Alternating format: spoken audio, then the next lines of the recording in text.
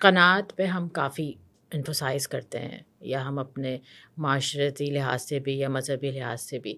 تو کبھی کبھی یہ ذہن میں آتا ہے کہ کیا قناعت پسندی ترقی کی راہ میں حائل ہوتی ہے، یا ان دونوں کا پروپورشن کیا ہے؟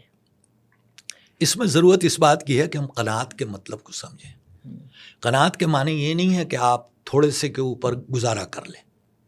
قناعت کا اپنی جگہ پر آپ نے اپنی پوری کوشش کرنی ہے، آگے بڑھنا ہے، کامیابیاں حاصل کرنی، اور کامیابی کے نتائج میں جو کچھ آپ کو ملتا ہے آپ اس میں خوش رہیں، اسے قناعت کہتے ہیں. لیکن بغیر کوشش کیے، بغیر آگے بڑھے آپ کہیں کہ بس ٹھیک ہے جتنا ہے میں اس میں خوش ہوں، تو یہ قناعت نہیں ہے. ترقی کی راہ میں رکاوٹ یہ والا قناعت کا تصور ہے.